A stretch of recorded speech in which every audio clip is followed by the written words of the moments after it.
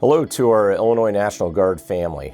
I hope this message finds you well during these challenging times. This Memorial Day is unlike we've experienced in the past. Typically during Memorial Day weekend, the Illinois National Guard would spread throughout the state, supporting community parades and ceremonies, giving speeches to honor and celebrate the services and lives of our fallen.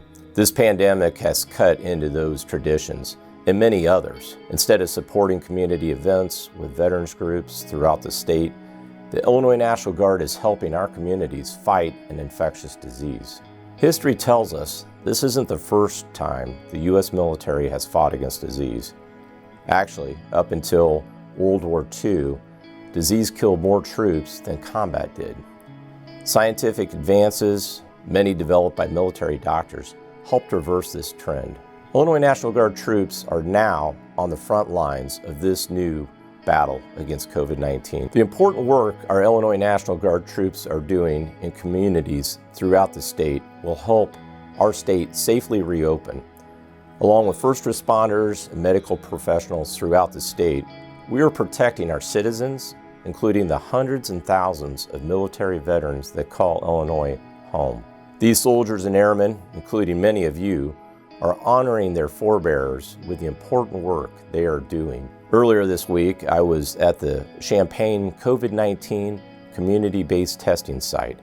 Not far from that site is the headquarters for the 33rd IBCT. This historic unit traces their roots back to the Black Hawk War, and its history includes proud service in World War I, World War II, where the 33rd units fought in both the Pacific and European theaters. More recently, the unit served in Afghanistan, forming the bulk of the Task Force Phoenix in 2008 and 2009.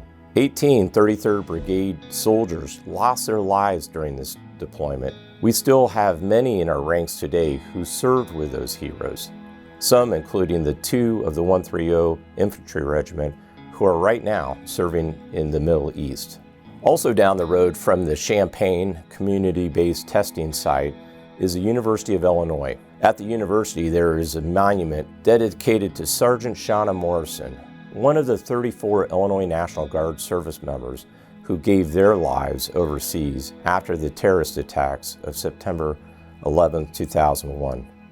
Like many of the Illinois National Guard soldiers and airmen fighting today against COVID-19, Shauna was a college student. She was a psychology major with ambitions of helping others after graduation. In addition to her service in the Illinois Army National Guard's 15th 44th Transportation Company, like so many other students, she worked as a waitress and a bartender, working her way through college. She was described as bubbly, full of energy, and someone who wanted to help others. During this holiday weekend, let's remember sacrifices that Shauna made for her country, along with the many others from our ranks. September 5th, 2004 was a dark day in the history of the Illinois Army National Guard. That same mortar attack near Baghdad that killed Sergeant Shauna Morrison also killed Sergeant Charles Lamb.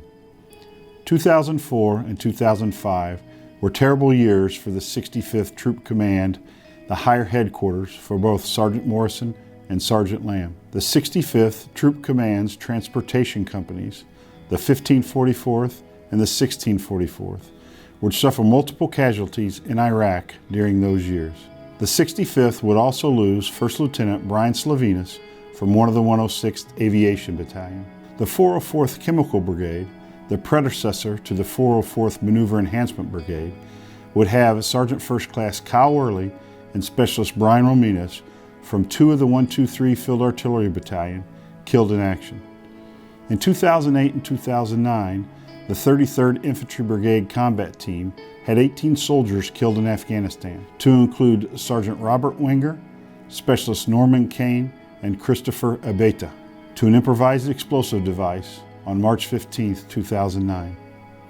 Additionally, the 108th Sustainment Brigade Specialist Ashley Simitsta lost her life in November of 2007. These soldiers and 24 other soldiers gave the last full measure of devotion for their country and their state. These soldiers were in many ways typical of young people in Illinois, but they were also special. They made the commitment to be part of something bigger than themselves. Military service comes with many benefits, but there is also a risk in raising your right hand and swearing to protect the United States, the state of Illinois, and their citizens. They may have joined the Illinois Army National Guard for the challenge or for the educational benefits or because someone in their family served. But whatever the reason, they knew that they might be sent into danger. It is part of wearing this uniform. In the military, we try to minimize risk where we can, while still accomplishing dangerous missions. We have an inherently dangerous job. However, when possible, we try not to take any unnecessary risk. This can be seen in the safety protocols that we've established in the fight against COVID-19. In this fight, you can help. Please don't take any unnecessary risk and help us stop the spread of COVID-19. Remember, it is not just you that are at risk. Many of our veterans, mothers, fathers, and other family members are older or have pre-existing conditions that put them in the high-risk category. Over this Memorial Day weekend, please remember the soldiers that have given the ultimate sacrifice for our country. Also, keep those soldiers that are forward deployed and those that are in the fight against COVID-19 in your prayers. The Illinois Air National Guard has celebrated many firsts over the years in aircraft and many different types of missions, readiness rates, recruiting, individual and unit citations, and more metrics than we can mention. We didn't want to be the first to lose a service member in combat. Unfortunately, on March the 29th, 2003, Illinois Air National Guard Staff Sergeant Jacob Frazier was killed in action in Afghanistan while fighting alongside U.S. Army Special Forces. He was the first Illinois National Guard member killed in combat after the terrorist attacks of September 11, 2001. Jacob was a member of the 182nd Airlift Wing. While Staff Sergeant Frazier was the only Illinois Air National Guard member killed in combat after 9/11, the 126th Air Refueling Wing lost an active Air Force member, Captain Brandon Sear, on April the 27th, 2013 in Afghanistan. Brandon was a former member of the Wing's active association, the 906th Air Refueling Squadron. In fact, he had just departed that assignment, volunteering for the assignment that would eventually take his life. All three of our wings, the 182nd Airlift Wing, the 126th Air Refueling Wing, and the 183rd Wing, have dozens of airmen deployed in harm's way today globally.